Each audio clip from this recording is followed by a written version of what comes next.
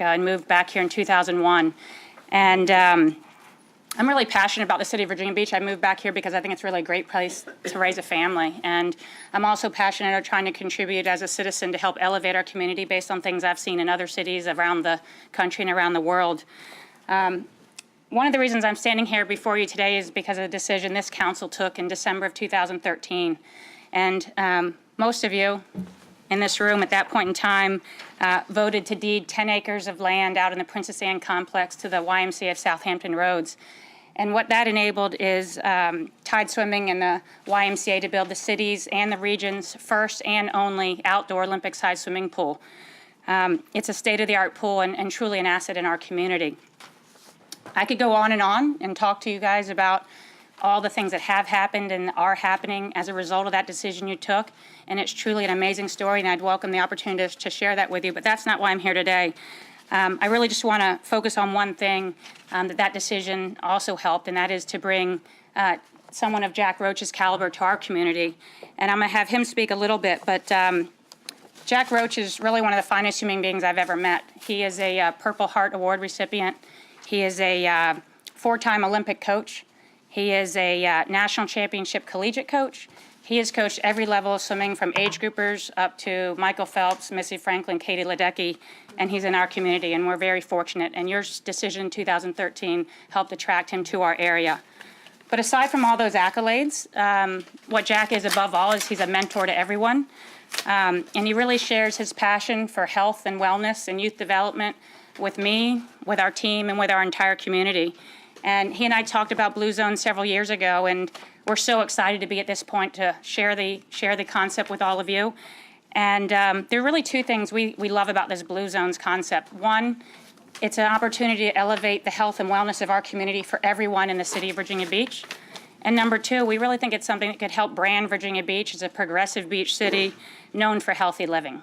And I think those are two important things for us to do. So with that, I'm going to let Jack say a few words, and then Ken will explain the Blue Zones concept. Welcome, sir. Thank you. Thanks, Katie. And I want to thank everyone in this room for all that you do for a community that has now become a home for my wife and I. The craft that I work in is swimming, but coaching swimming's not really what I do.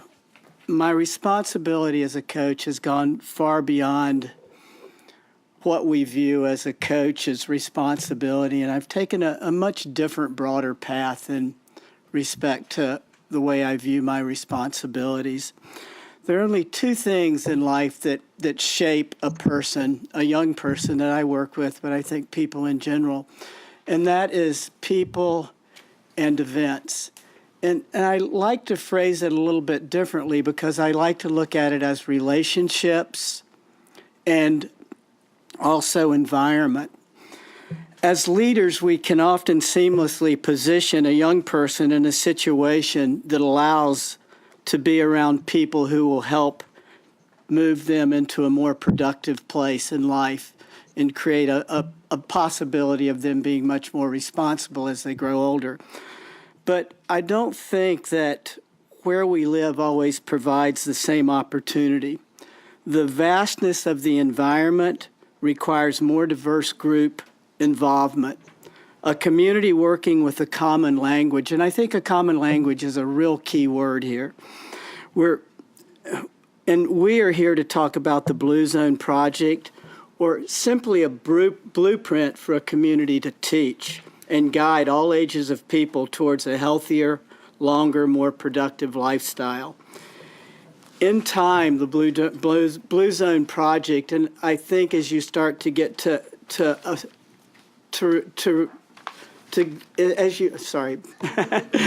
this is such a different environment for me. I'm so comfortable on a pool deck with 400 or 500 young people. But in time, I really believe the Blue Zone Project, or simply a blueprint for a healthier lifestyle, it's going to happen. And I also believe that the concept will happen all over the world. Those measures have started to take traction and will eventually mainstream. The concept checks all the positive boxes, but no one knows how long that will take. and it's likely to be a number of decades away. I feel like Virginia Beach, well, I know Virginia Beach has this unique opportunity, and I look at it as a responsibility to start carving out that path now. It's vital to family, it's vital to community, and it has a great impact on so many levels, both locally and globally. Thanks for letting me stumble through this. One-on-one, I'll handle you great.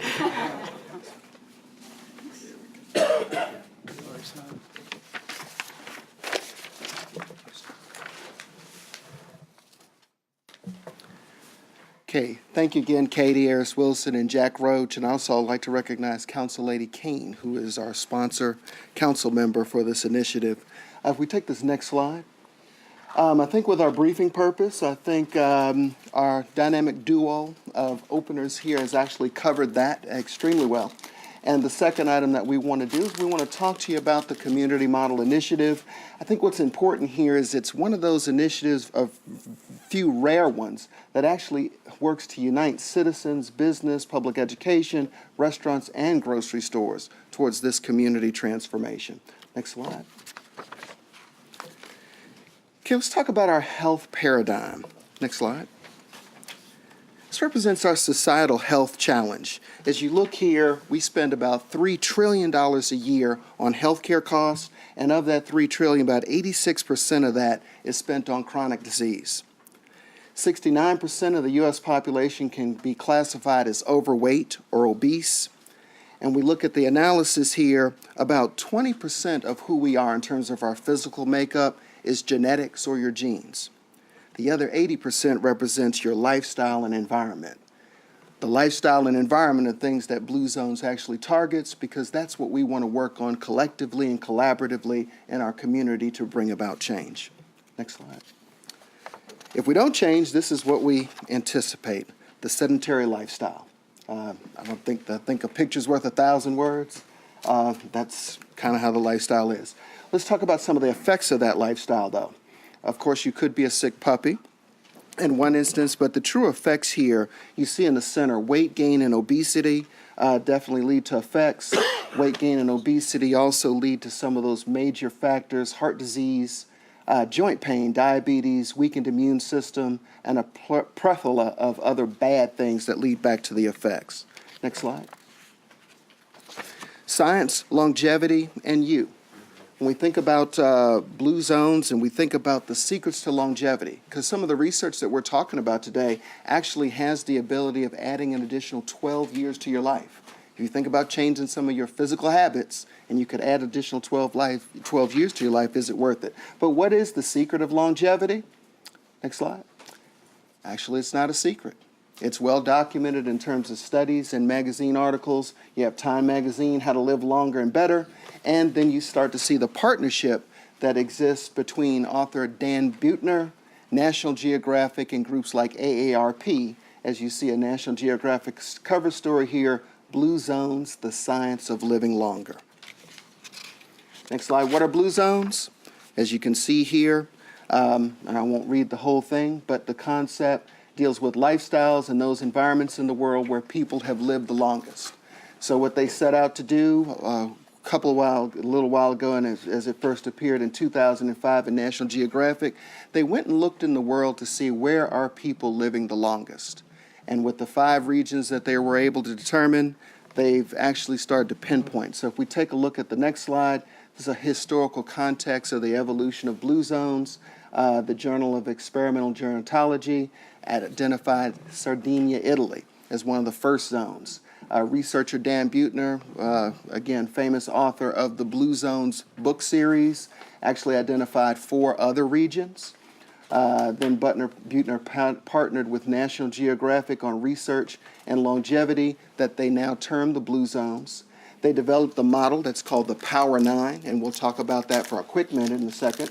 The Power 9 represents the principal base of the model that you'll work to implement in your community that is based on 150 evidence-based principles. The evidence base is real important because it means research-wise it's been time-tested and proven, and you'll actually work to select about 10 of those for your community as you pursue the Blue Zones certification or designation. As you see there at the bottom, Alberta Lee, Minnesota became the first United States Blue Zone testing project. Again, they went all over the world and studied the concept, then they came back to the United States. Go to the next slide. This represents the Blue Zone hotspots, the 5 that Dan Buettner actually worked and studied along with National Geographic and AARP. You see he's got a spot in California, Costa Rica, Italy, Greece, and Japan. And here they actually looked, okay, what's having people live so long? What creates the centurion opportunity? Centurions, people who live over 100 years. And with that, they identified those principles. And with that, we'll go to the next slide. You see some of the modeling that they've done in the United States. To date, this slide shows there are about 42 Blue Zone designations in the United States, might be close to 45 nowadays. But with that, I want to point out here that these are pockets. So where you see these blue dots, they represent a number of localities where the initiative has worked. What I want to draw your attention to, though, is if you look down at Florida, you're on the inside of the panhandle. There is not a designation on the East Coast from the outside of Florida all the way up to Maine. You have to go over to Wisconsin, Minnesota. The latest Blue Zone designation is Fort Worth, Texas, and Fort Worth, Texas represents the largest Blue Zone locality in population. They've been at it for about 5 years now. Okay, of the principles, this represents the model or the base, if you will, the core. When we talk about evidence-based research, and just like a pyramid, probably one of the strongest shapes you would recognize, I'll begin at the bottom with these principles. Family first, goes without saying, and when you're looking at it from an individual perspective, the sense of belonging. Second one across the bottom, that might be your faith, your religious faith, your association, affiliation, the right tribe. I remember my mother said years ago, tell me who you associate with and I'll tell you who you are. Well, that's what the right tribe is about, surrounding yourself with people who are going to have you be successful. The 80% rule on the next tier represents your diet in terms of your eating. In most cases, we might in America eat to 100% or a clean plate club. 80% recognizes that you're going to eat to a point that you're actually really full and don't need to eat anymore. So to more or less stop at that point. The next one, plant slant, talks about a diet now that is more plant-based and not as much meat involved in it. Wine at 5, not necessarily at 5 o'clock, but there are studies and research that shows having a glass of wine a day or a glass of wine ever so often is part of good health. Sense of purpose goes without saying. You do want to have a defined purpose. Downshift in terms of the inner self and focusing on, if you will, your faith and your beliefs. And then most importantly, at the top of the pyramid, moving naturally. That's the one thing that gets you different from the sedentary lifestyle, the actual movement, just walking around, physically doing something, good physical activity. Next slide shows you the life radius. The life radius is another important component. The life radius really focuses on your geographical area. And it's really a 20-mile radius from where you live, possibly where you work. What's important about this 20-mile radius is this is where we actually spend about 90% of our lives. So again, when you think about that environmental factor, if you're working to change that physical environment or lifestyle, it's about a 20-mile radius from where you live or you work. When you look at the model here, though, you see streets, sidewalks, bike lanes. You see parks, trails, town centers, restaurants, grocery stores, schools, and workplaces. That represents those key categories and elements that are part of the environment that we're trying to change, and that reflects the policy that we put forth, the built environment, our social networks, building design, and again, back to the individual, your inner self. Steps to Blue Zones, real simple. Next slide. Thank you. We talk about certification in Blue Zone process. We're talking about folks or our entities or partnerships in our community all signing up to take an individual Blue Zone pledge. That pledge is going to be a commitment to healthier being, better lifestyle, those types of things. So you see here on the personal side, we're talking about 20% of our populations, or 20% of 453,000 people signing. Schools, 25% of the public schools will become Blue Zone designated schools. Work sites, 50% of the top 20 community identified employers will become Blue Zone work sites. Restaurants, 25% of independently or locally owned restaurants become Blue Zone restaurants. And then you see grocery stores at the bottom, 25% of the grocery stores become Blue Zone grocery stores. And then, of course, completion of the Blue Zone Community Pledge as a whole. Why Virginia Beach? And I think Ms. Eris Wilson and Jack Roach really gave us a good indication as to why it should be Virginia Beach. A couple of things here. We have the ability to become a noted leader in preventive health, lower health care costs, as we talked about that $3 trillion figure, boost our economic brand. As I look at Warren Harris back there, if we have steel that is a Blue Zone employer, that may help him recruit other employers, recognizing our quality school system, our healthy initiative in our community as well. Improve productivity from the individual in the workplace, at home as well, making healthier choices easier. Okay? Improve living environment, and last, the measurements as quantified by Gallup. Everybody's familiar with Gallup polls, but if you always want to talk about how well are we doing, you've got actually a polling element that tells you how well you're doing in this initiative. The last slide here, and you have at your seat, is the community invitation that was sent out on Friday. The next step in this process is to host a community interest meeting. And that's what Tide Swim has approached us about in terms of coming to the city for your community micro grant. That event is now scheduled for June 6, 2018 at the Virginia Beach Convention Center at 6 p.m. We will have Nick Butner, part of the National Blue Zones team, who will be represented here to speak to us in our community about the Blue Zones initiative and research, and then also engage us in a civic engagement aspect in terms of how Blue Zones can work for our community. So we really hope in this partnership with Tide Swim, Blue Zones, and the City of Virginia Beach that, number one, you'll be able to mark your calendars to be present with us on that time, and actually encourage any of our citizens as well to be present and attend for a real important interest meeting to see where we can go from here. With that, are there any questions? Any questions for Ken? Yes. I don't have a question, but I'm not sure if any of you, when you got the invitation or the email from Ken on Friday, clicked on the links within the email, but there are some great TED Talks and YouTube videos that Mr. Butner has produced. So if you have a chance to go on a TED Talk or YouTube and take a look, I would advise you to do so. They're pretty enlightening. Anybody else? Any comments? Sounds like a great program. Yes, Barb. Just I couldn't help but think, with all this life radius and 20 miles and all these icons around this radius, there's not a thing in the world that suggests farms. And I think that's a great thing that Virginia Beach has that probably other localities don't have. And if you're talking about health, if you go out and you pick your own food, that's really a Blue Zone, isn't it?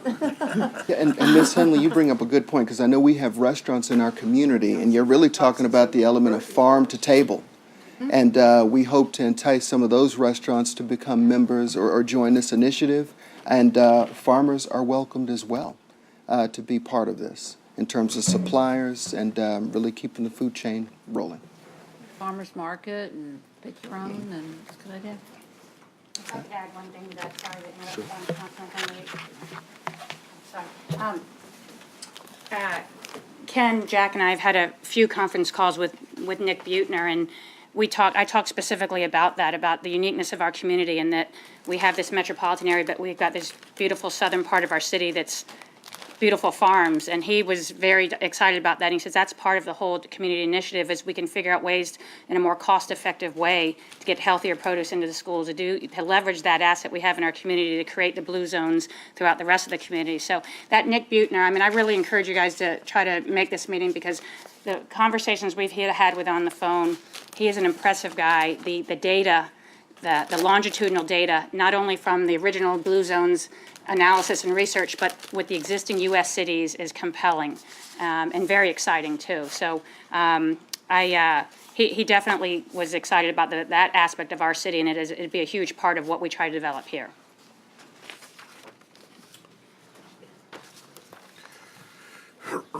Is that the end of your presentation, Ken? Well, thank you very much. We appreciate it. All right. All right. Next is the small business update. Warren Ayers.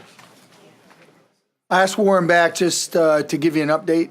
I know that it's important to you all, and we've been working to improve our connectivity to our small businesses. But I think we can't speak enough about how big a part of our economy small business is, and so keeping that on the forefront and on the fresh in our minds as we go into budget reconciliation, I think is kind of important. Well, thank you, Mr. Manager, Mayor, members of council. Thank you all for giving us this window of your time to give you an update and share with you our small business initiative. And as the manager mentioned, and what doesn't get, I think, the credit, particularly in the paper, is the recognition that, and has been stated earlier, and I'm sure you all realize this, that we are a city made up of small businesses. I mean, the majority of the business community that we have here in the city of Virginia Beach certainly would qualify as a small business. And the work of your Economic Development Department truly is all about, supporting that component of our economy and looking at ways in which to provide the value-added proposition, if you will, to assist them in the attraction and the retention and their growth initiatives here in our city. It's been a number of individuals that have really been a part of our evolution of recognizing the value proposition that comes with the support of small business and what it means to our community and how we can better position us as the public service side of our economy to support their growth and expansion. And it really, I think it would be probably important to hear not so much my words about this, but the words from Tony DiSilvestro from Why Not Pizza. We need to punch. I am Tony DiSilvestro from Why Not Italian.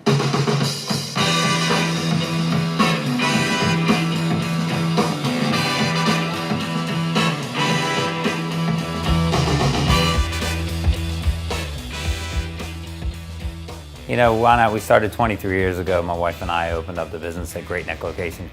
The name from Why Not just came from first grade. I spelled my name backwards in a simple assignment, and they called me Why Not ever since, and decided to open up a restaurant, and that's how Why Not was born. When we started out 23 years ago, we had no intention of ever franchising. We did in turn trademark our company and our name. So as we started growing through the years, it was a matter of taking long-term employees and actually having them become partners with us and open up our businesses. So since the beginning, that's how we've expanded, is just through partnerships from long-term employees, and it's actually worked really well. So in every store, there's an owner-operator. It really makes the business sustainable just because there's somebody in the business that actually cares and can shake hands and kiss babies. So that's really what it's about for us. This is our 7th location, which we're currently in, and we're up to 500 employees. Our goal is for everyone to be successful.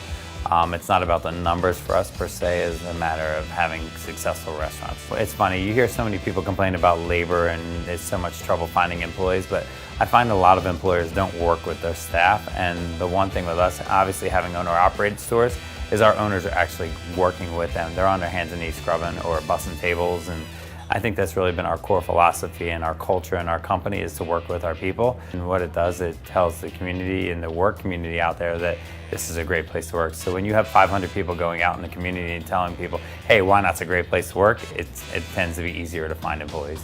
It's an incredible place to live. I've lived in a few places in New Jersey, and when you move to Virginia Beach, you just have this different feeling when you come down here. The best part about the city is it just created a great environment to open up a business in. They did help us an immense amount with, we needed to buy a piece of city property to be able to accomplish the size of this location. So I didn't quite have enough space, so the city was amazing helping me get that extra footprint for our building so we could actually have enough parking, and they were incredible with that. Everybody asked me, anybody from outside the area, like, oh, you're from Virginia Beach, they're like, oh, how slow is it in the winter? I'm like, oh, you have no idea, you've never been here.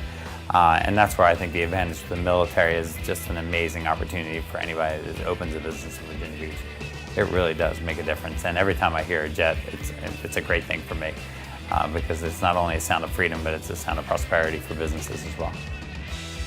If you want to know the ingredients of my secret sauce, you really have to either live in my house or do something else crazy. So yeah, nobody will ever know that. I like to say my mother likes to think she has better sauce than me, but I tend to disagree.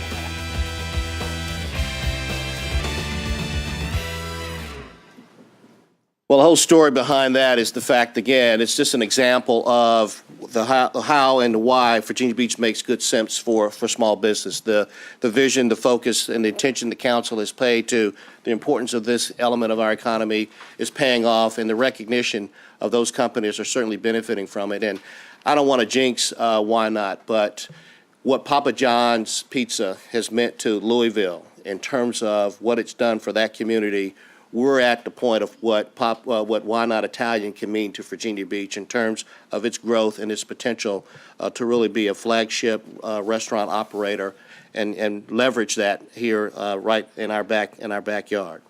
As I mentioned, our core economy is based on small business. Many of the businesses here, 90% of the businesses in our community are less than 50. We've been recognized as a top location for support for small startup businesses. Many of you know, it's been stated and well documented, well over 33% of all startup businesses in Hampton Roads look to our economy, our environment in which to establish their business.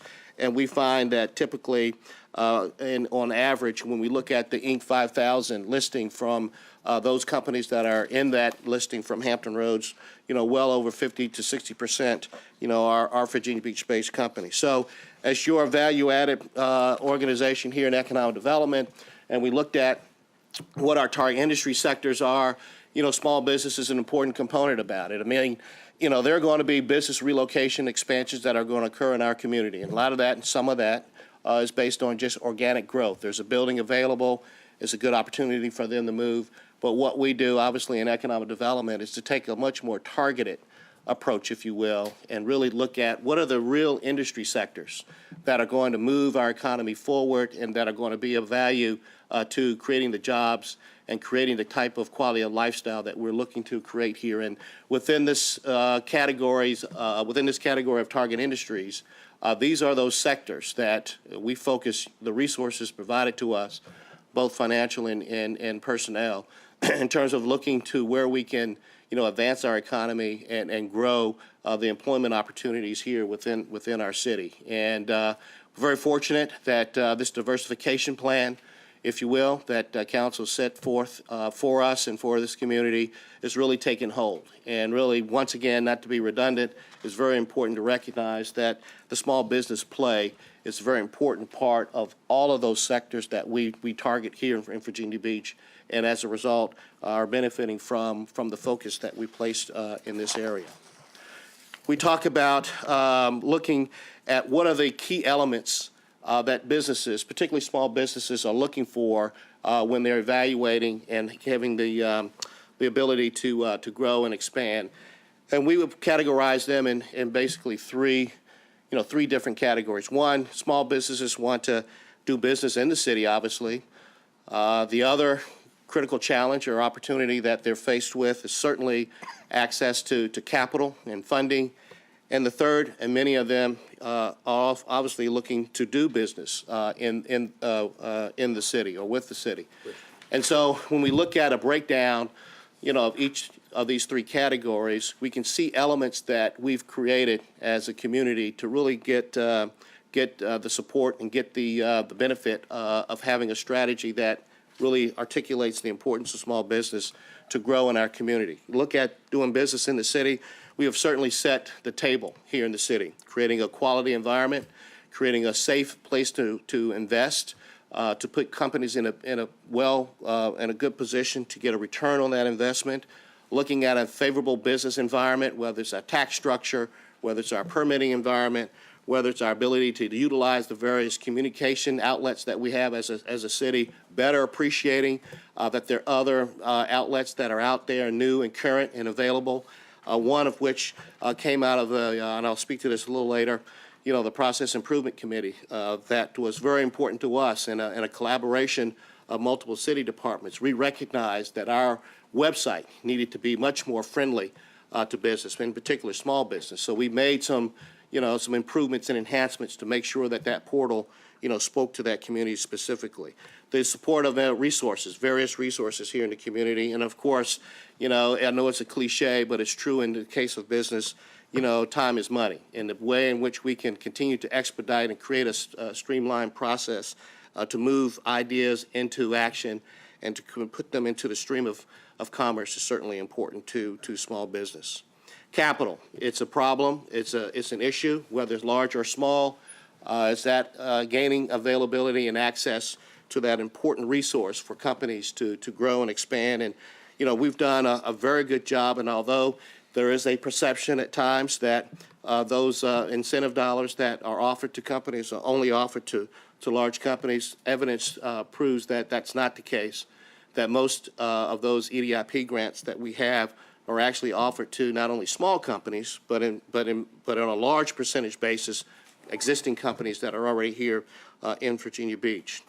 We also have done a very good job, I think, to, because we cannot, as government, solve all of the requirements necessary to capitalize a private enterprise, created a very solid network in the private financing community to gain and give, companies opportunities for capital and access to those capital resources.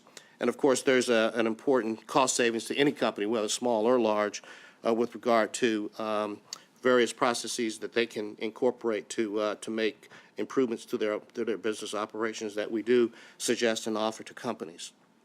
It's been well documented here over the several past months, particularly with our purchasing department and finance, about doing business with the city, the aggressive initiative that the council has taken to make sure that we open up, business opportunities here in the city to allow small companies to have opportunities to do business with the city.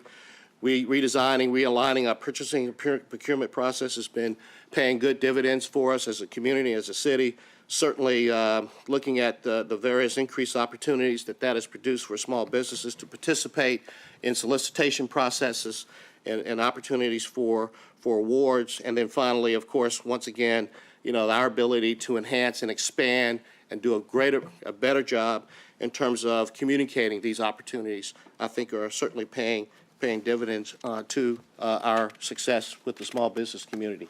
These are also, of course, other resources of doing business in the city that are within the region. We are in a region. Many of these are offered specifically for those companies that fit the small business profile. We're very fortunate that we've, again, aligned our resources internally within the department around small business.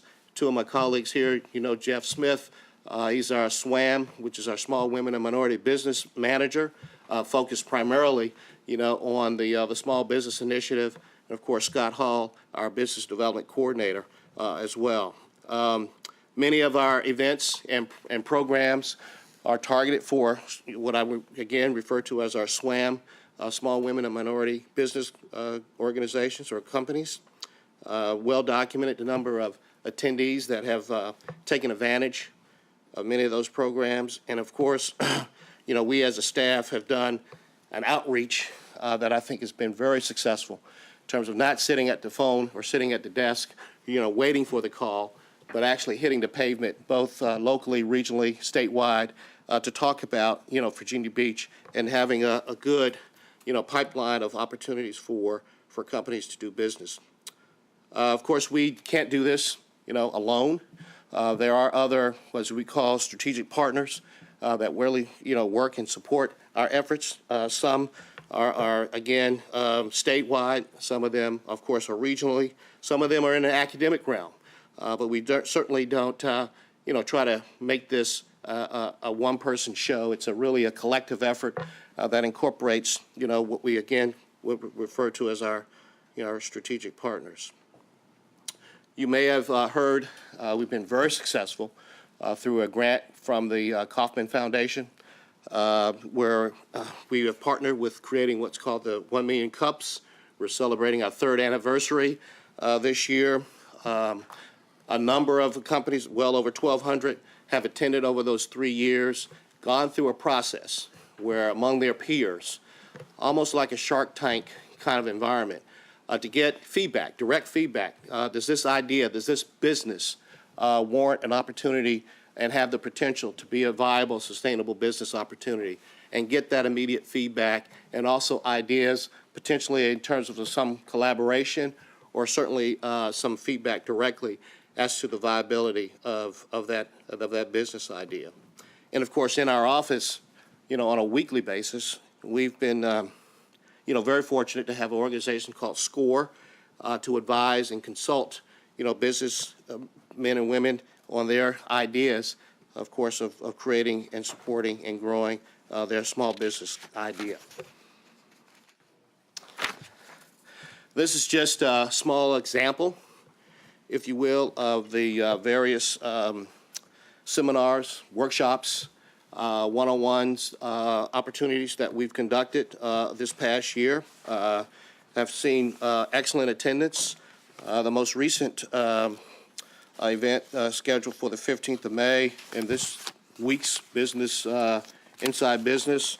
You know, there's the ad, you know, that we put out to make sure, you know, the business community is aware of the opportunity to, you know, to get a briefing, to get have a workshop, to give them some specific insights on various topic areas. It's been a very successful pool for us to identify, you know, business opportunities. It's been obviously a very well-received training vehicle for small businesses to understand the value and the appreciation, of course, that we have, you know, as a city for the importance the business community, small business community has here in Virginia Beach. Recently, we had a meeting, and it, you know, kind of became apparent that oftentimes it's not fully understood of all the various services that are offered, you know, out of the Economic Development Department. Again, you know, we're not a department that, you know, sits at the desk and waits for the phone to ring. You know, we take a very aggressive approach of outreach to our, with our businesses and with our business opportunities, both, again, you know, not only regionally, statewide, across the country and internationally. And what you see there is just a litany, if you will, a concierge of the various services that, you know, we offer, you know, as a department. So it's not, you know, just the marketing aspects that comes with economic development, but it's also things that some may not even recognize or understand. You know, we have the same database that the private sector has in terms of site location assistance. We provide that level of site location support to companies that oftentimes they may not get from a real estate broker. We do and provide various demographic and marketing support to give them information and data for them to understand or better understand the marketplace or the industry sector that they're in.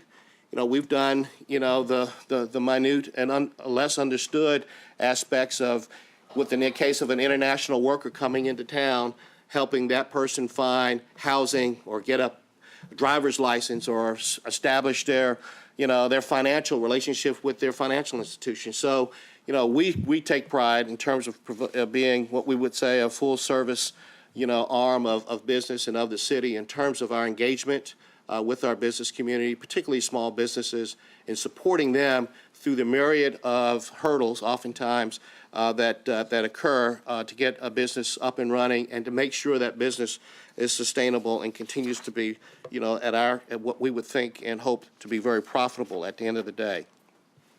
Mentioned earlier the question about access and capital. There are more opportunities now, we think, for small businesses than ever in terms of the various resources.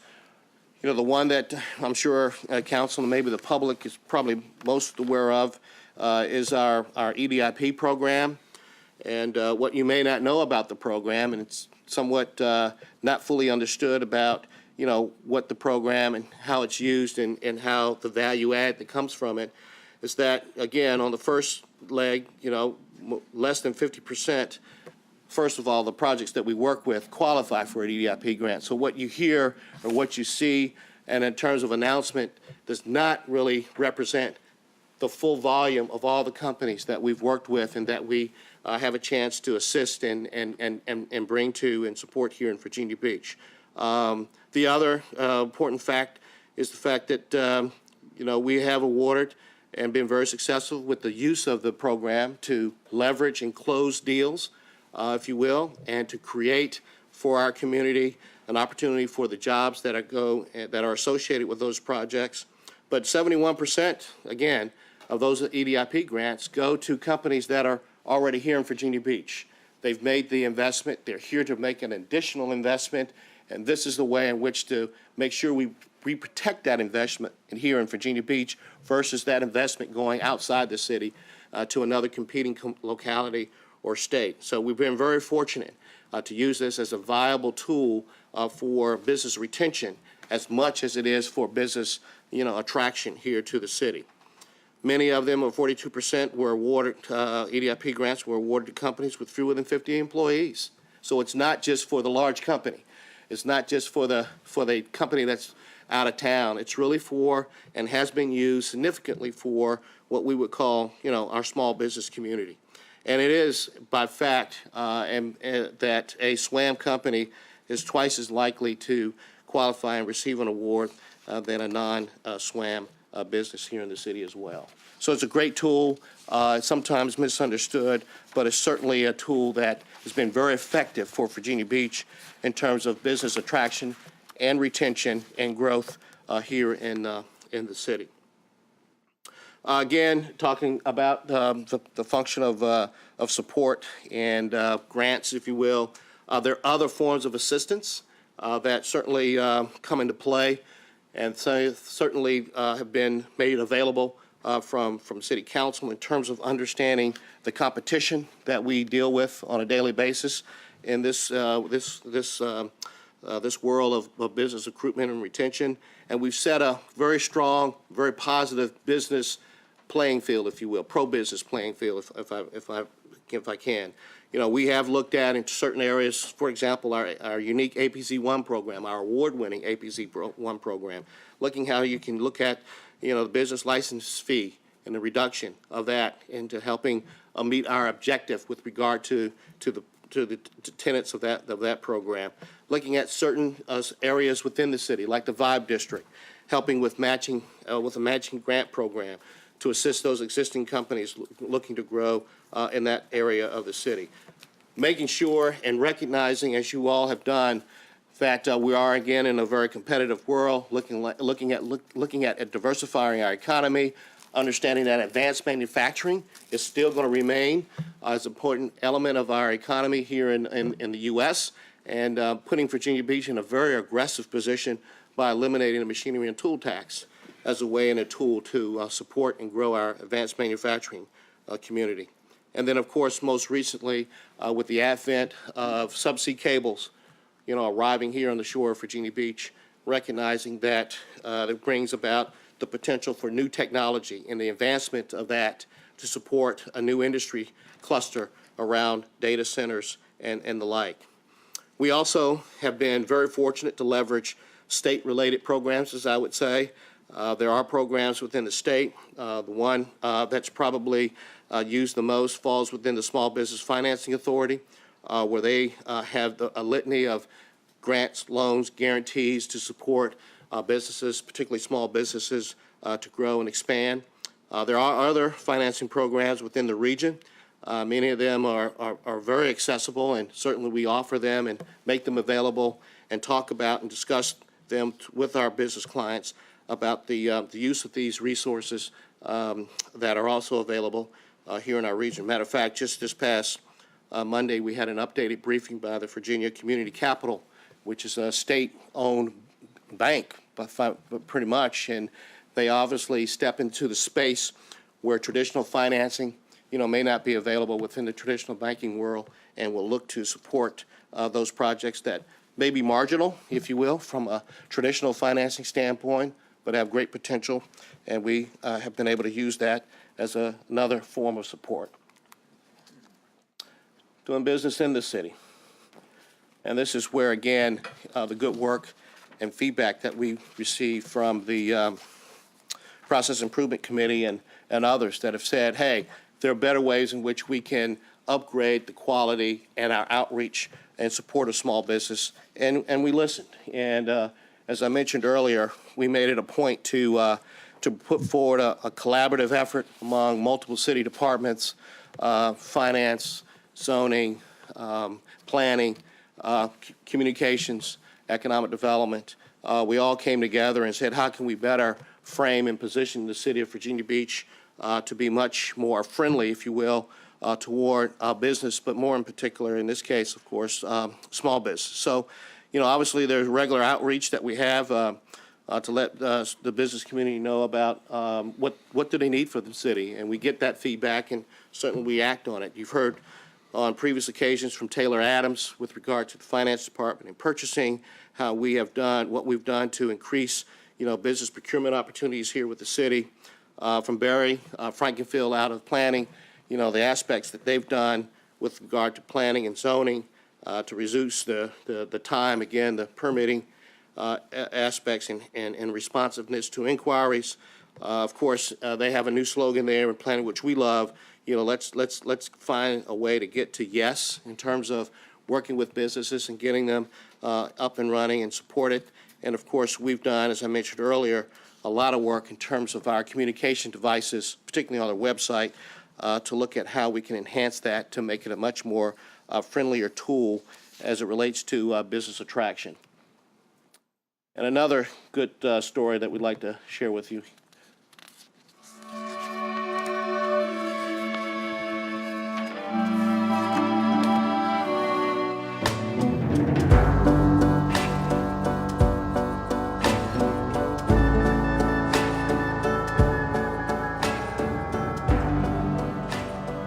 My name's Aaron McClellan. I'm the owner of North End Bag Company, and I make bags out of canvas and leather. We've been in business for about 5 years now. My mother's a seamstress, so I knew how to sew as a kid. It's always been a passion. Our philosophy for the business is based on caring about a product, caring about consumer. That's why we make everything in our shop. Everything is designed here. Everything is cut here, stitched here. So we've done extensive research on all the material, from the leather that we use to the thread to the hardware, every little detail. We've taken the time in order to provide something that will last our customer a lifetime. So we came to the Vibe District because we wanted to be around more creative businesses, just really feeding off each other's energy and supporting one another. You're stronger as a group than just kind of out on your own. It just continues to drive more people here and just keep that energy alive. We work hard every day, but we're able to really enjoy life with some of the things this area has to offer. I went for a surf this morning for an hour. I love to be at the state park. We love to just walk our dog at the beach. From a business standpoint, it's a big enough area where it really can support our business, and it's small enough where there's still kind of that small town, like, get to know people and just regular folks who you see every day, and so there's a really great community. We feel like Virginia Beach is just kind of the perfect mix.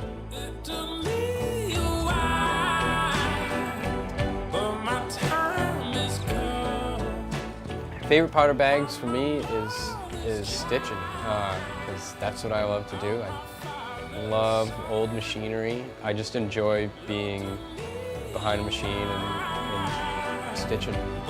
I'm obsessed.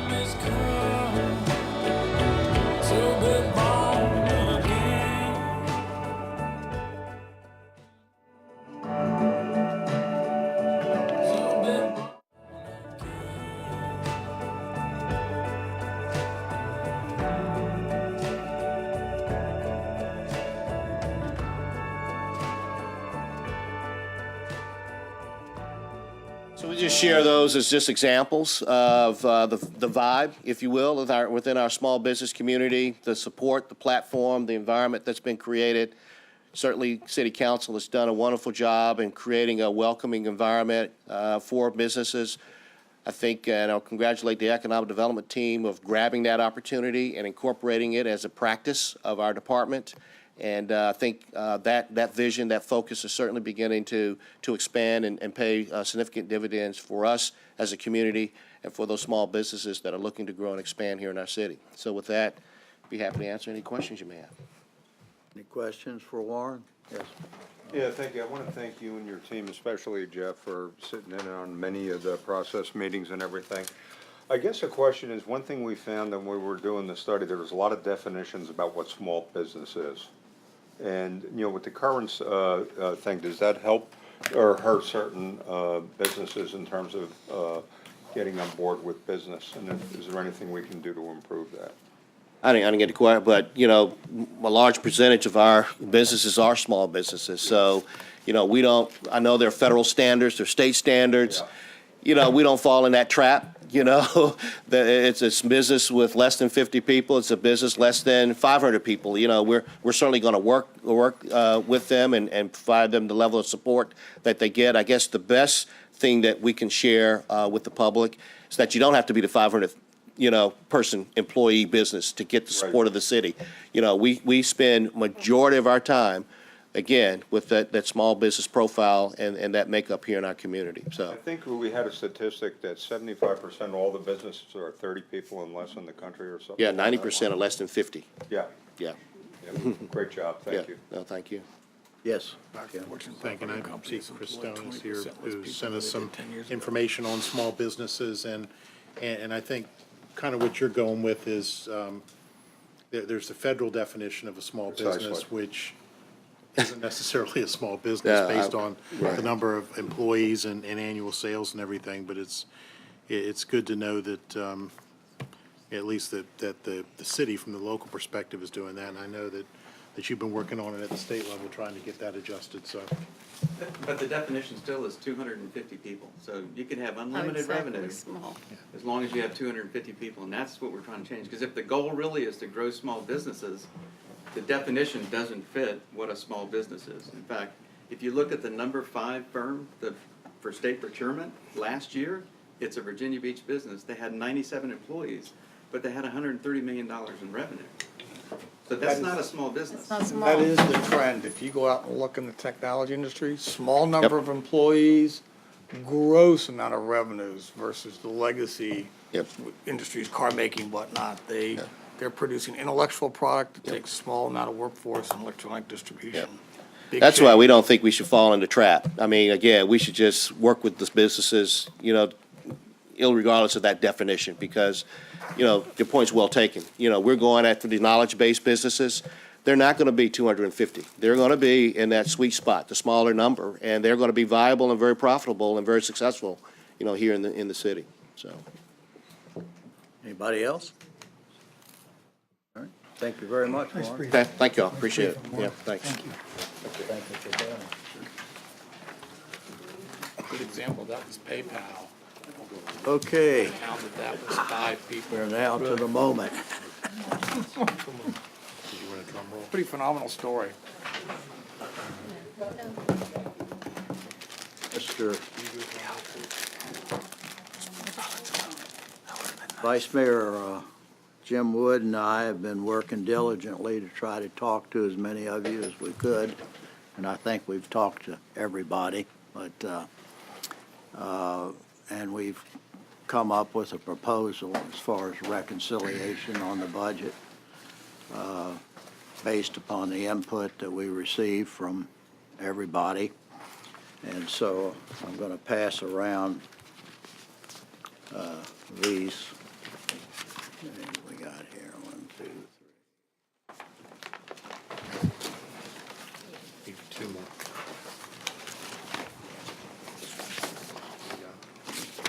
Fine. I'm going to pass those down.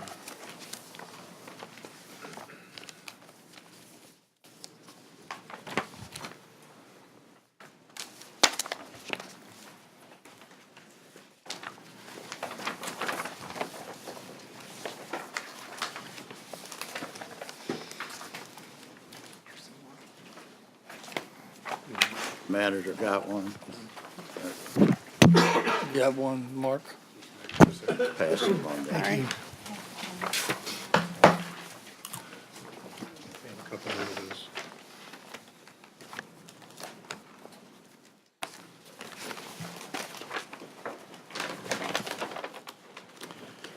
Michelle, if you want. Okay. All right. Members of City Council, the subject of this letter is the fiscal year 2018-19 operating budget and capital improvement program reconciliation. Dear members of City Council, Since March, when the city manager's proposed operating budget and capital improvement program were first presented, we have worked diligently as a body to finalize a budget that addresses community priorities. We can be proud of the work that we have accomplished together to reach this point in the process. Before we outline the amendments to the city manager's proposed operating budget and CIP, we should highlight what this budget and our amendments accomplish for our citizens and employees. First, it provides a 2% pay increase for city and school employees, eliminates the 10 cents proposed increase in the personal property tax, which ensures our real estate and personal property tax rates remain the lowest in the region. It eliminates the proposed $1 increase in the monthly solid waste management fee, the proposed 10-cent increase in the cigarette tax rate, the proposed $2 increase in the automobile license fee, and eliminates the previously adopted 2.5 cents per day increase in the stormwater ERU rate effective July the 1st, 2018. It addresses compression in our public safety departments and throughout the organization. It adds a workforce development program for the police department, which will improve recruiting and retention through a new 3-year step increase subject to performance and training accomplishments. It reduces class size and continues the expansion of full-day kindergarten. It continues investment in biomedical and initiates investment in cyber security. It provides TIP funding for entertainment district projects to keep Virginia Beach a competitive tourist destination. It retains the Agricultural Reserve Program for the annual acquisition of 300 acres while also contributing $990,000 annually to combat stormwater issues in the southern watershed. It invests in public safety, adding positions in police, fire, and EMS. It provides needed resources for opening of the Housing Resource Center. It invests in needed infrastructure. It invests in needed infrastructure like schools, roadways, stormwater, and information technology. After lengthy discussions with you and listening to the public input at the various public meetings, town halls, public hearings, and via email, it is recommended that the operating budget and CIP be adopted with the following adjustments. 1, reduce the proposed personal property tax rate by 10 cents from $4.10 to $4. This will result in a decrease of general fund revenue in the amount of $1,869,023. 2, in order to partially offset the decrease in personal property tax revenue, the following reductions are recommended by the city manager. 1, eliminate the new resource management captain in the fire department. That's $78,797. 2, add 5 police officers and 2 positions for the workforce development program instead of the 10 officers included in the manager's proposed budget. That eliminates $534,753. Next, eliminate the ERP support position in the finance department, which is $97,407. Next, reduce the number of full-time employees allocated to the new environmental management office from 3 to 2, eliminating $100,000. Next, reduce the fiscal year 2018-19 appropriation to the CIP 3-695 21st Century ERP, which takes away $375,000 And please note that this amount has been moved to fiscal year 2019 and 20. Next, reduce the fiscal year 2018-19 appropriation to the CIP 3-157 Facilities Planning Services, meaning a reduction of $50,000. And next, reduce the fiscal year 2018-19 appropriation to the CIP 9-081 Strategic Growth Area Projects by $50,000. Item 3 is to eliminate the $1 per month increase in the solid waste collection fee. Instead, the TIP fund will make a one-time contribution of $1,476,000 to assist with recapitalization of the fleet within the Waste Management Fund. This will result in a reduction of $1,476,000 in the TIP fund reserve for future commitments, resulting in a decrease in the projected fund balance of the TIP fund. 4, eliminate 10 cents per pack increase in the cigarette tax. This will result in a decrease of general fund revenue in the amount of $1,547,980. $1,547,980. 5, eliminate the $2 increase in the automobile license fee. This will result in a decrease of general fund revenue in the amount of $768,380.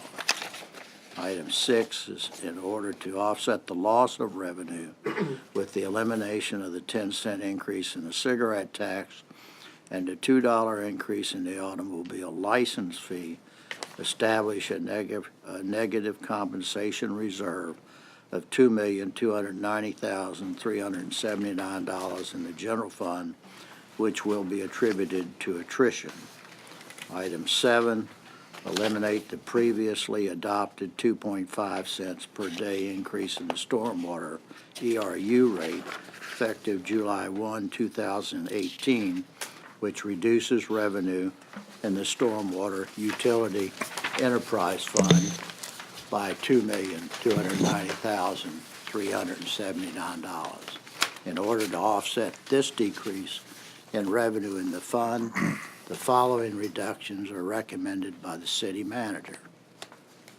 Eliminate the 2 positions and associated operating costs for the Stormwater Center of Excellence, which is a reduction of $335,680. Eliminate the 3 new positions and associated operating costs for the Surface Water Regulatory Division, which is a reduction of $483,667. Eliminate the 1 new position and associated operating costs for the Stormwater Permit Data Management, which is a reduction of $94,967. And eliminate 1 stormwater construction inspector and associated operating costs, which is a reduction of $100,545.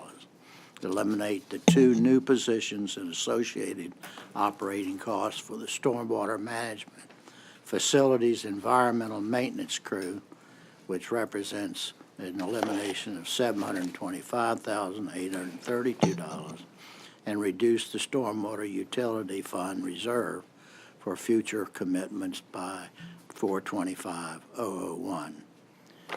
Reduce the stormwater utility fund compensation reserve by $124,687. Item 8, increase interest income in the general fund by $233,133. This is a result of revised projections due to additional months of realized revenue, which are not available at the time, which were not available at the time this revenue was initially estimated. Item 9, with the completion of the general obligation bond sale on March 13, 2018, and the public facility revenue bond sale on March 28, 2018, interest rates were lower than projected. and thus the amount needed to meet debt service requirements in the general fund in fiscal year 2018-19 is reduced by $858,763. Item 10, increased state aid to localities with police departments or 599 funding by $417,670. The city has revised its projection for this revenue based on the state's proposed fiscal year 2018 budget. The Code of Virginia provides for financial assistance to localities with police departments that meet or exceed certain criteria through the 599 program. Item 11, an amount up to $3 million is authorized to address vertical and horizontal compression. Attached is the listed compression calculation. This amount will be offset with savings from attrition and position vacancies. Language will be included in the budget ordinance that authorizes the city manager or his designee to transfer salaries and savings in salary or fringe benefit accounts among departments in any amount to accomplish this purpose, notwithstanding other budgetary controls outlined in the ordinance.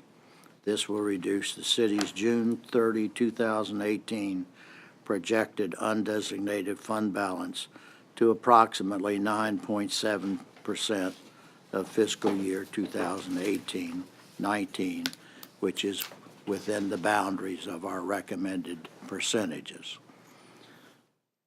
Item 12, add $180,000 to provide an annual stipend for firefighters that hold an advanced EMT certification.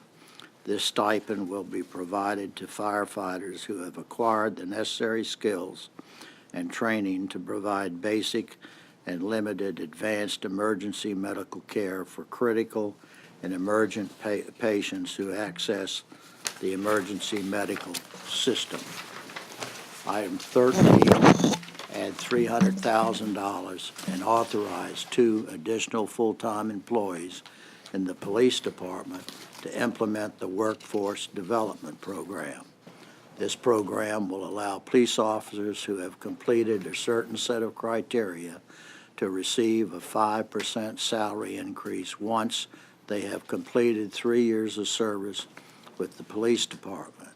With the completion of additional criteria necessary to achieve the rank of Master Police Officer, an additional 5% salary increase can be achieved after 3 additional years of service, or a total of 6 years of service.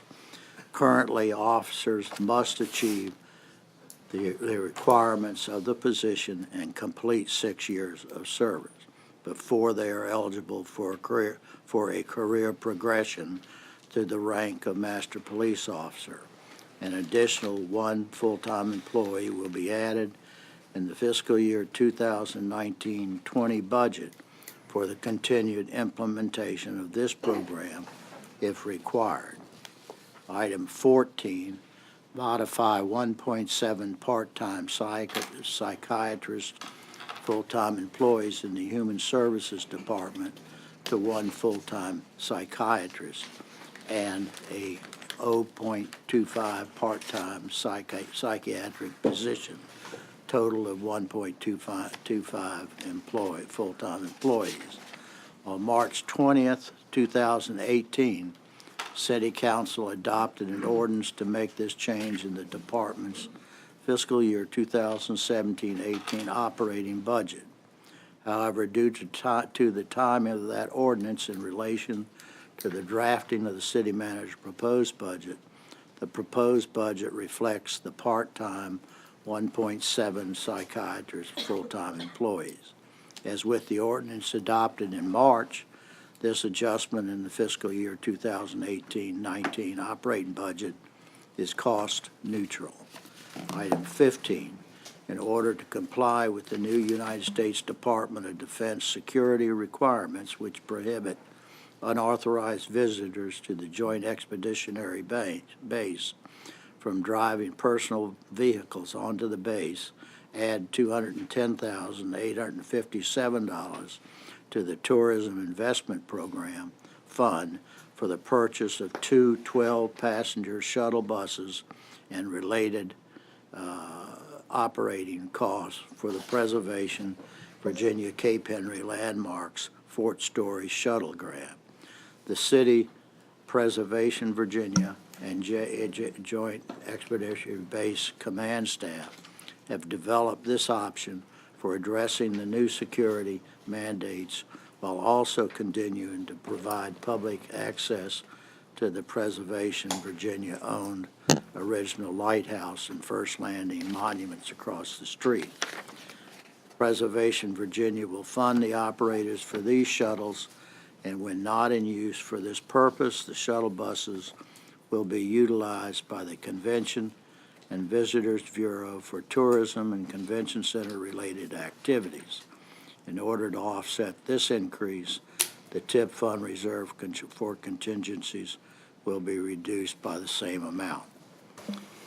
Item 16, at $105,000, including one full-time employee, to the operating budget of EMS for the establishment of a city paramedicine program. The purpose of this program is to provide proactive medical services to individuals who frequently call upon the city's emergency medical resources for routine medical assistance. Item 17, add $50,000 to the Convention and Visitors Bureau to support marketing and advertising efforts for the 2019 induction ceremonies for the Virginia Sports Hall of Fame and to help solidify the Hall of Fame's presence at Town Center.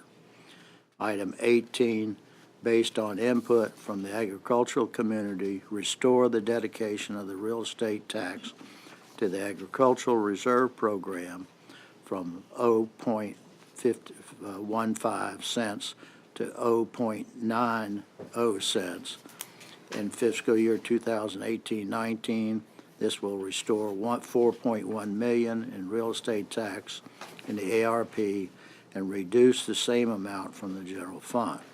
The $4.1 million to the ARP is reallocated for operating costs, including 1.48 full-time employees in the agriculture department, debt service, and a $990,000 transfer to the water section of the CIP. It also reduces $513,719 in specific fund reserves in the ARP.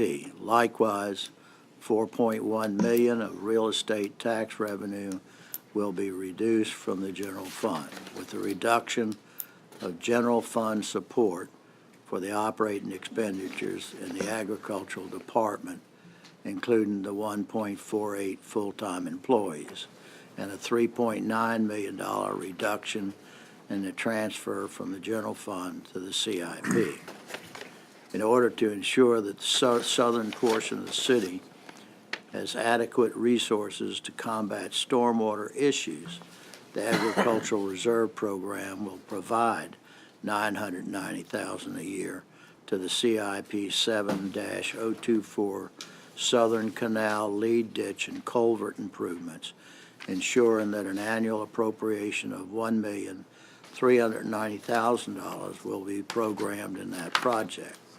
A one-time contribution of $1.5 million in ARP fund balance to CIP project -7.7-047 Asheville Park drainage improvements is also included. A copy of the updated project detail sheets is attached. 19, item 19, current funding for sister cities is $21,000, $12,000 for stipends, and $9,000 for operating expenses and receptions. Sister Cities has submitted a modified budget to redirect the stipends to help cover some of the travel costs and program costs. they require an additional $20,500 to adequately fund their expanding programs and international agenda. Item 20, add $21,000 to the Human Resources Department operating budget for the city's Human Rights Commission to fund additional commissioner memberships, professional development of commissioners, for travel for the city coordinator, and marketing and promotion of the commission. Item 21, in order to incorporate the budget amendment adopted by the Virginia Beach School Board on April 24, 2018, reduce the city manager's reserve in the school budget by $558,063 and add $275,000 to the school's operating budget to enhance landscape management frequencies at school-owned properties and add $283,063 and authorize 4.0 behavior interventionist positions in the Office of Student Support Services. The $558,063 in funding associated with additional revenue calculated in the city's school revenue sharing formula that was not included in the school budget's adopted operating budget.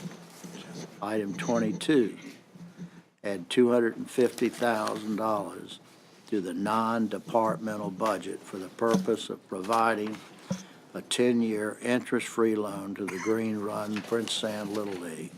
Purpose of this loan is to assist the league with the build-out of their complex to include utilities, bathrooms, snack bar, parking, and bleachers.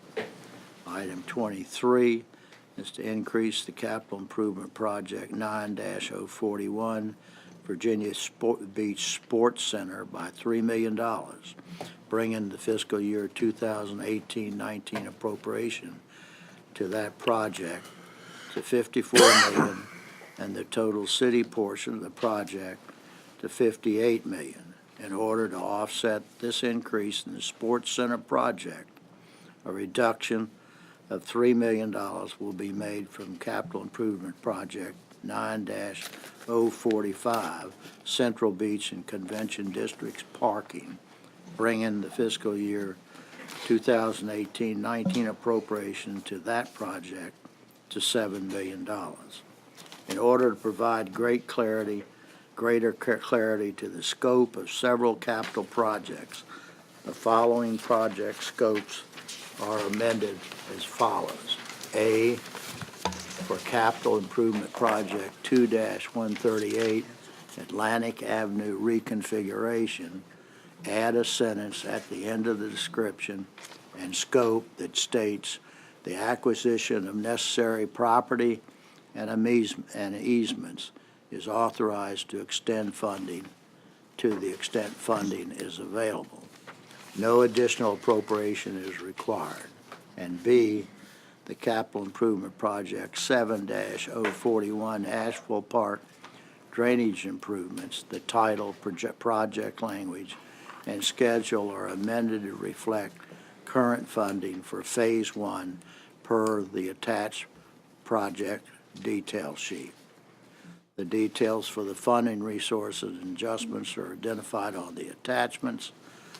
We want to thank the public who came out to the various town hall meetings and public hearings to offer their comments on the fiscal year 2018-19 operating budget and CIP, as well as staff for their efforts to provide answers to our various questions.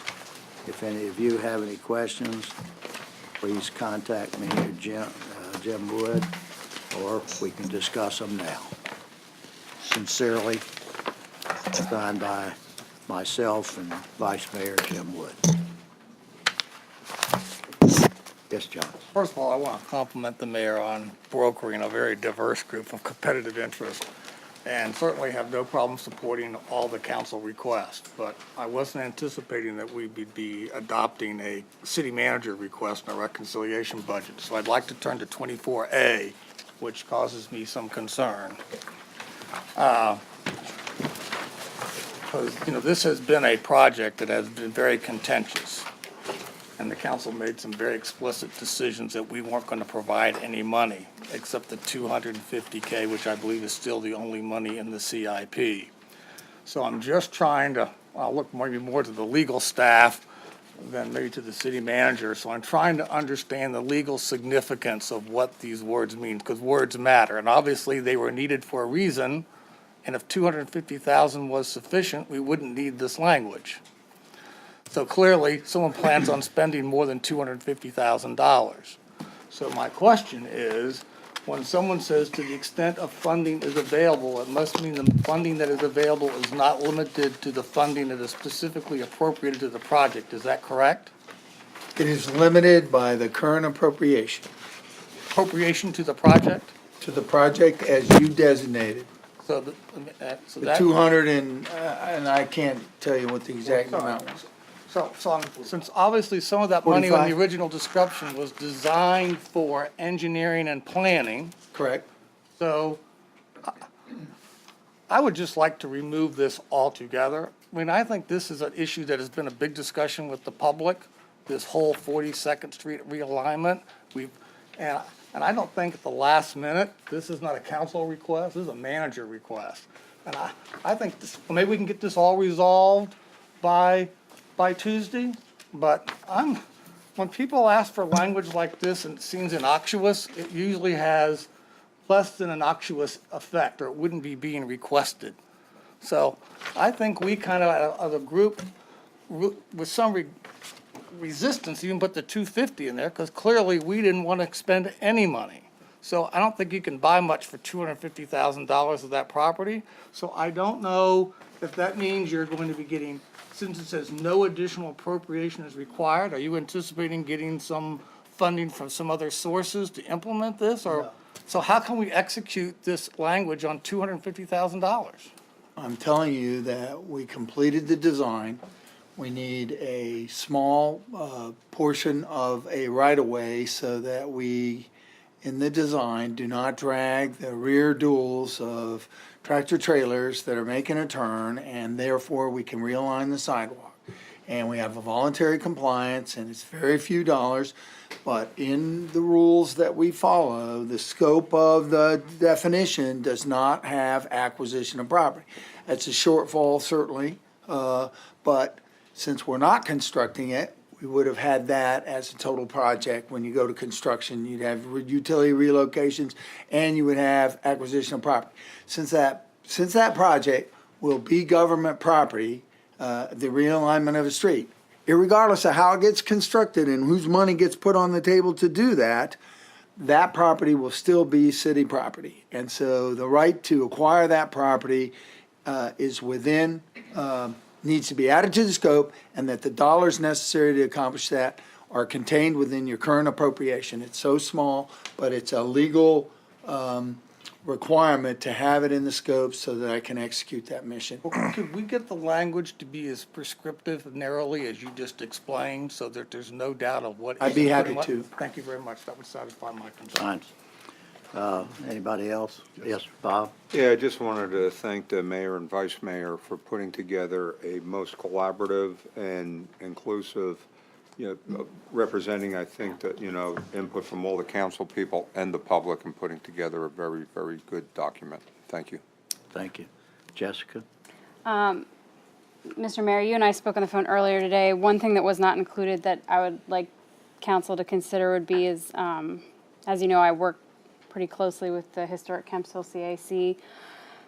They sent me a letter earlier in the month basically requesting that $50,000 be appropriated in FY20 for basically 3 small projects in that quadrant, which would be a bike rack, a fence, and a small mini park, totaling an estimated cost of $50,000. So if we could have that included in the Historic Kempsville CIP, that $50,000 be appropriated in FY20 once the land from that project is sold to the developer. So Okay, I spoke to the manager about that, Jessica. I think, and correct me if I'm wrong, Dave, we have $20,000 in the fund right now Correct. that's available. And we have $2 million Being added to it in 19. and being added to it in 19, so the balance of the $50,000. We could add 50,000 in year 20 on that CIP, and we wouldn't even notice it. So if that's the way you want us to have it programmed in there for 20, 50,000, I think we can do that. And we'll just deduct one of the road And we'll- projects or something. We can make that change. Yes, sir, we can. Right. Yes, ma'am, we can. All right, anybody else? Yes, Barbara. I just marked several questions when you were reading, but I don't quite understand. The automobile license fee, $2 increase, as I recall, that was because the state is now billing the city for the process. I mean, it wasn't an increase to the tax that it was to offset this $2 process fee that we're now having to pay. So that means we're going to have to come up with $768,380 to pay the state to do that, since we're not passing the cost on to the public. That would be correct. So where's that coming from out of the budget? Well, in this document, there are a series of puts and takes, additional monies coming from interest, additional monies that were determined due to not having to pay fund balance, additional monies to generated by 599. Unfortunately, those dollars cover all the other things. So if you'll notice on number 6, we are going to establish a negative compensation reserve of 2.29 million, which is basically taking higher lag, not earned, but will be generated during the FY19 period, and we will go through and reduce salary accounts to account for that at the start of the fiscal year 1 July 2000, or this year for FY19. I mean, it bothers me that we're having to pay this processing fee that the state has been picking up. So this is a new cost to the city. It would almost be, well, I don't know, I just didn't view that as a tax. I viewed that as Cost of doing business. new charge from the state to us, so that really gives me a little concern. I just don't think $768,000 is a lot to have to come from our budget. I don't understand a negative compensation reserve, but I'll try to figure that out between now and next week.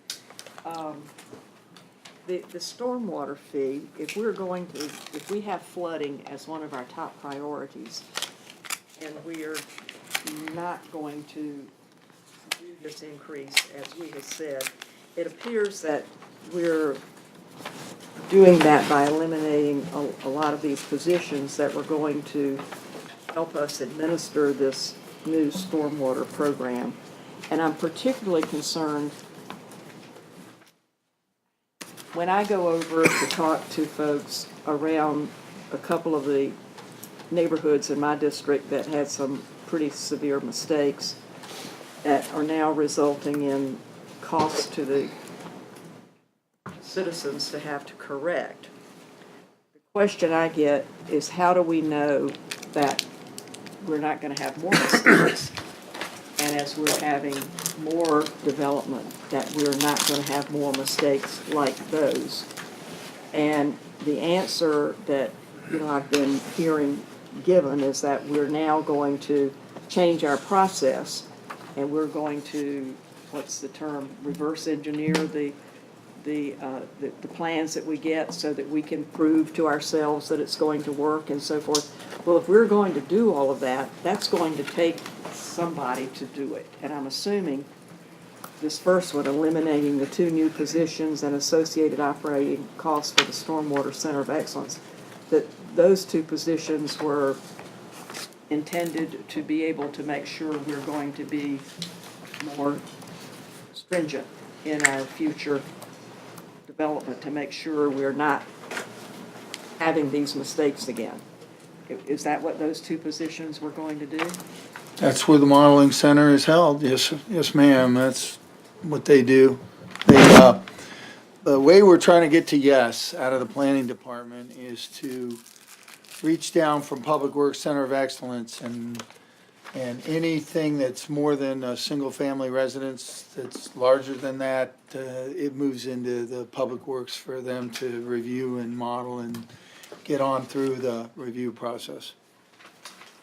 I tell you, there's just so much skepticism, particularly as we're going forward with some of these projects that seem to be going forward, that we're not going to be repeating the mistakes. And I just have a lot of difficulty explaining to people that we're not going to repeat those mistakes. So somehow or other, I think we're going to have to assure that, and I see we're eliminating an inspector and so forth.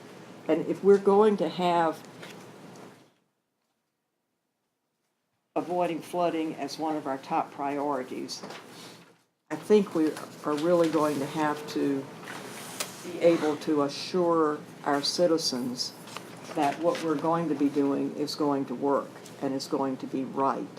And that's what I'm having a lot of difficulty, because I'm running into a lot of skepticism that we're going to spend, for example, $35 million, and the next time we do it, it's going to be right, because we're going to know that it's right. And then we're going to be getting all this work from the DCM Smith on modeling, and then all of the Dewberry work, that then we're going to have to be able to make decisions about what we're going to do to avoid sea level rise.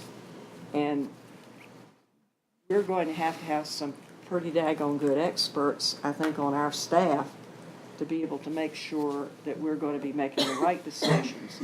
Because like I say, I'm just running into so much skepticism and having a hard time explaining it, but that's kind of where I am. And I think we're going to have to be able to assure the public that we do have people who are going to make sure that we're doing things right from now on. This number 16, the EMS establishment of a city paramedicine program, I haven't heard that discussed. How's that going to work? That was the one that they brought up when EMS did their presentation, and they talked about the frequent flyers, if you will, the people that use the EMS and the emergency room as their primary care doctor, and the cost that has, because if on a typical 911 call, you can end up having a fire engine, an ambulance. If it's serious, you can have a police car, and everything else. So it's just to try to work with the folks that are chronically using the system to work with this program. And it's been pretty successful up in Northern Virginia, where they go out and they'll talk to people, and they'll, of course, do their vitals and things like that, but then they'll say, well, have you, kind of like this Blue Zone thing, they'll talk to them and say, are you taking your meds? Did you eat today? What do you have in the pantry? That sort of thing. We're treating these people in this point. No, it's a preemptive thing to try to keep them from calling 911 tomorrow because of the problem. Follow-up. I was just wondering how one full-time employee was going to do it. This, number 7, the $50,000 to the Sports Hall of Fame, is that a one-time, or is that a going to be One time. one time?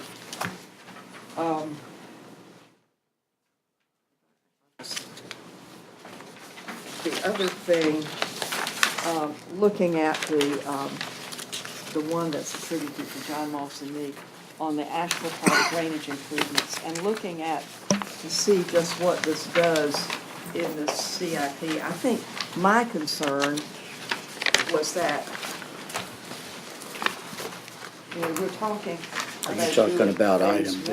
I guess, this is item B on that other one, the last one about Asheville Park. And I see that if I'm comparing what's in this proposed CIP to this page, this has inserted this cost participation agreement. Now, if we adopt this doesn't mean we're adopting that cost participation agreement. That's yet to come. Correct. But I would really be more comfortable if this wasn't in here when we adopt the CIP, because we haven't done that yet. And I think We need It some. doesn't- I've been telling people that, they wouldn't need to come down and talk about the adjoining neighbors and so forth, that wasn't gonna be done until June or something. I will tell you that this CIP here does not reflect the private dollars that are yet to be approved by the council. This is, What I'm reading says there is a cost participation agreement for this project resulting in a potential $2,750,000 cash contribution plus other considerations by the developer. That's what I'm reading. That seems to put it in here. it is intended to occur, but you'll see that the local funding here is purely on us. And when and if we bring those terms, which we expect to do very shortly, then this local funding will reduce that quantity that we have there and replace it with that additional money. But the total project is $12 million. It'll be offset by those funds when that term sheet is done. I think this, Henley, and I was gonna mention, I think she's right. I think this language doesn't articulate the conditional nature. And, because I think it's what we're saying is, if we don't approve an agreement, right, then we would be proceeding on our own by some manner of mechanism and some cost, right? Which is this 12 million. 12 million, so I think I this. guess that's why the word potential was Yeah, put in I think front a of better it. read is, this cost may be reduced or something, that if there were an agreement would be better. This sounds like. Happy to adjust. Well, I just It don't. sets people's expectations, it puts pressure on us to approve an agreement. Well, see, that was my concern about the project to begin with, is not misleading people. And, there's so much potential in this one because what we were hearing in the public hearing from the folks last week was that they want to know, they want not only phase one, but they want the rest of it to begin shortly thereafter, and they want a comprehensive drainage plan, and that's kind of what they're expecting. But I don't see where all of that funding is coming from, and I don't want to mislead them, and I don't want to also make them think that we are not concerned, but it's just bigger than we can handle at this point, and it's, And that's why we have taken the CIP and only committed to phase one, which was kind of the topic of discussion. And I'm happy to adjust that phrase in there to reflect that if and when a cost participation, it will offset the local funding by that amount, and that those dollars saved can move into pipe work in the Rainier Village and all. again, where we kind of, this one is just big, and I just don't know how we're gonna resolve it, but, we just got a lot of expectations built up, I think, in the community that we're going to do the whole thing. And I don't see us doing the whole thing really soon because I don't see the money. And I don't want them to, to have the feeling that we're not concerned about them because we don't have it in here, but it's just not realistic at this point when we're not even able to identify all the funding. So anyway, that was some of my concerns. And Dave, can you adjust the language to make it more? Happy to do so, Ms. Henley. Okay. Adjust it on that cost participation. All right, John, did you have something I else? did, on 13, if I could, I'm just trying to understand, because it says add 300,000, and then it's a conjunctive, and authorize 2 additional FTEs. So we have a program. So is it fair to say that the 300,000 less the 2 additional FTEs, which might be somewhere between $130,000 and $170,000, that the delta of 300 is what it's going to cost to do the 5% salary adjustments? Because that's the actual program. I'm just trying to make sure that I know what the 300, so in a decomposition, there's a labor cost for the positions, and the balance of that is what's going towards. It's going to take a while to fully implement this program, and so that's projected to be the first year. There could potentially be an additional FTE in 20, and the adjustments associated. I'm just trying to And as make long sure. as the chief keeps recruiting the way he is, I think this will strengthen the retention I aspect. like the idea, just trying to understand the Yes, program yes, aspect. sir. Okay, got You that. got it. I'd like to go back, if I just briefly, because this has been a lot of hard work to get here, and I'm not unraveling anything. I just want to understand better, because there's no easy choices. in any of this, but this goes back to Mrs. Henley's point, and on 7, and clearly this is the manager's recommended way of doing it. I think it's not the way we proposed, but I accept it. I think I would take additional lapse salary to allow us to continue to fund what's a priority and accrue those savings, because those lapse salary monies are out there. And I do believe, Mrs. Henley, it kind of looks like it's a contradiction of terms, that this is a high priority for us, but yet we're going to continue to over appropriate salaries over and above what we'll execute. We know that for a fact.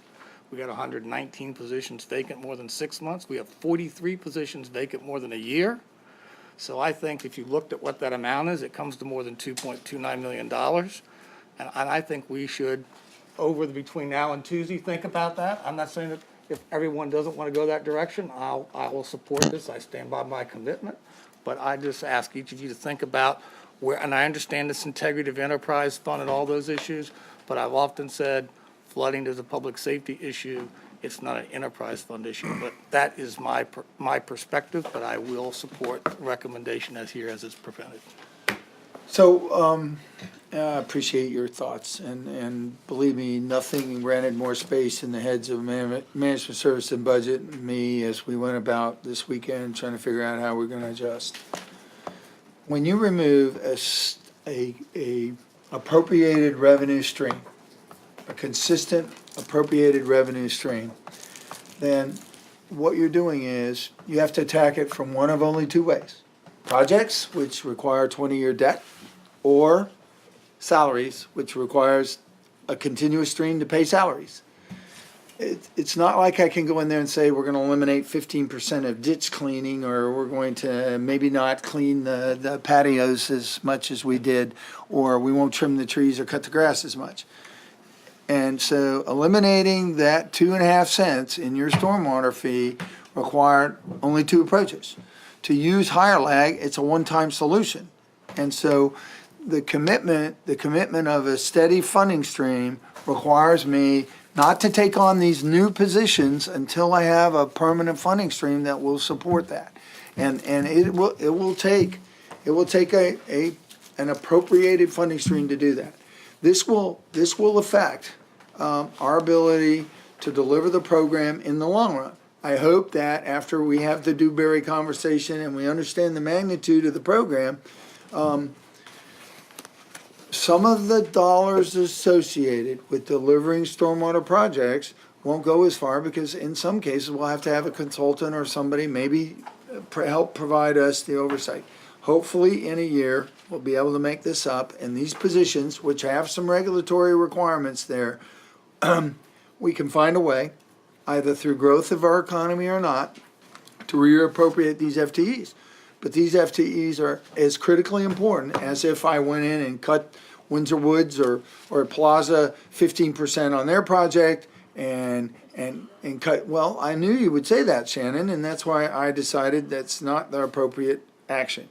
This is kind of this is for you all to figure out what you want to do with stormwater and whether or not this program, because right now, we're going to have to look seriously over the next couple months at the bond resolution. All the real estate that you're putting to it is not authorized to go into debt service. It has to pay those pay-go structure within the stormwater. It's a designated enterprise fee right here that provides you the ability to deliver a stormwater project. $2 million, $2.29 million that we are talking about right here, that doesn't build anything. But that 2.929 will finance $22.5 million worth of stormwater projects over a 20-year program. But it takes this kind of financing, this kind of commitment to meet your bond resolution in order to have those projects. And so I had a choice. Well, you looked at it from several different ways. Take projects, put the regulatory guys in there and the inspectors. Put all inspectors. That's where we ended up, because I knew if I was cutting programs, we'd have a series of people who are counting on those projects coming to fruition. And we're a long way from having enough projects to handle what's about to become of us. So that's the decision I made, and we'll see what we can do next year. I could just engage on that. 'Cause I think it's important for the viewing public to think about. If you look at not changing your overall fiscal policy and programmatics on how you program on a permanent basis a lapse rate, then it's one-time revenue. But if you do what companies do, best practices of many companies do, Fairfax County with a AAA bond rating does, and you program positions for what you're actually going to expend and adjust your programmatics, then you have recurring revenue to apply. That's number one. Number two, I think there is a larger fundamental debate about what is funded with general revenues from a flood point of view. We're going to do projects on Lynn Haven Parkway. As we put sidewalks in, we're going to have drainage retention basins that are going to be paid for outside of the enterprise fund. And when they transfer to the fund, that's going to be a maintenance expense for that fund. So there has actually a precedent for doing the capital projects outside of the enterprise and outside the fee structure from the general fund. And I think that we should look at these flood projects, and I said it before, this fee is a very regressive application in terms of how it impacts people of low incomes with these rate increases. So if you're trying to broaden the base, then the biggest things that drive big costs are these big capital structures. So you want to fund and move those to a general fund application for finance. That's a policy decision. But I think that's the one, Mr. Mayor, I believe that we're gonna need to have, and I realize we probably won't have it until after November when we find out who the leadership and who's gonna be here to make those kind of choices.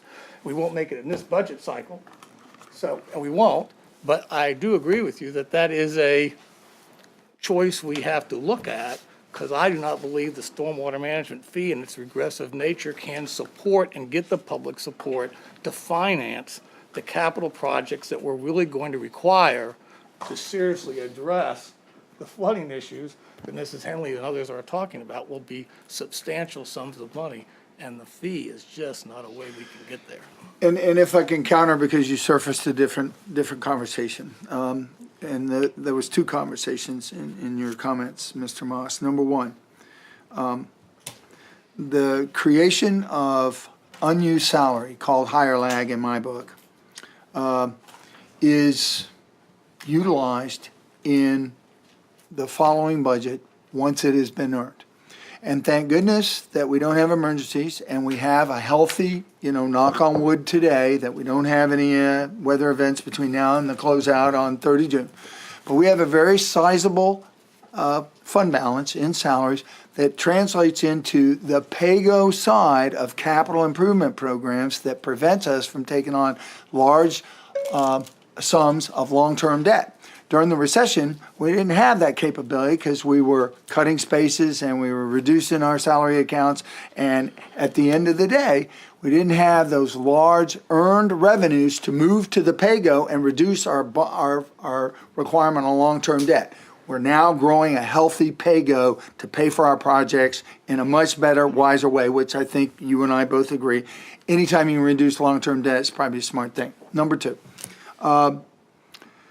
There's no way, and I agree with you, there's no way that our stormwater fee will be able to provide the solutions necessary for this coastal city to deal with sea level rise and a changing climate change. It will take all resources.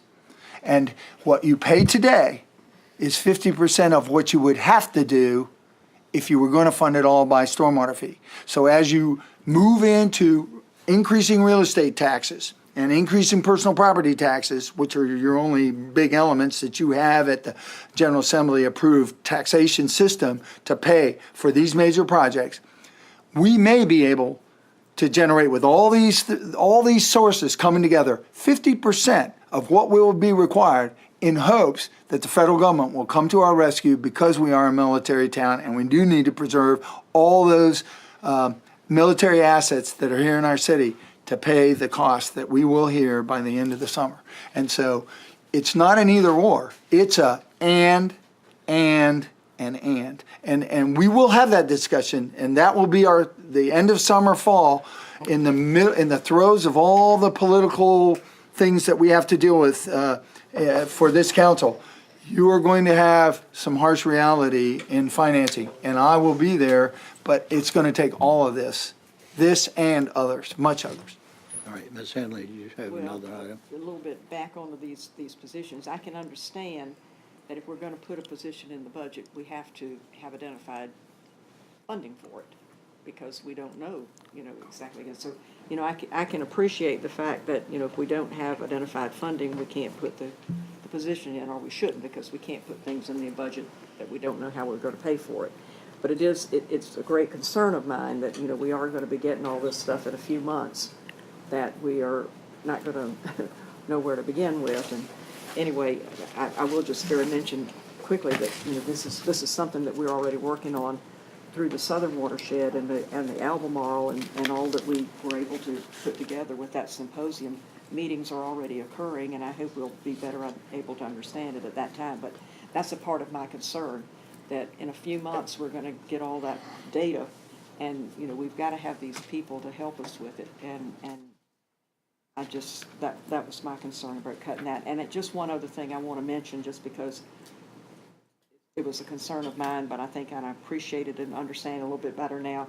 I kind of hate, we had been promising people we were going to be hiring 10 more police officers every year for 5 years, I think. And this time, now we're saying we're only going to add 5, and then these 2 positions for the workforce development. I really kind of don't like losing those police officers, but I kind of understand too, we are not able to recruit as many as we've got slots for, so maybe we're not losing anything. But that's going to be a tough one to explain to folks who've been saying we need more police officers. And I kind of hate to see that go. What you might want to get, Barbara, I got a list from HR that showed all the police officers' positions and how many had been empty, vacancy for how long, and it's once you start showing people the numbers, that people do understand when they see the facts. It's quite This workforce position that's going to help with recruitment and retention maybe will help with that after all, and we'll be at least back to where we should be. All right, you've got the language changes, We have them.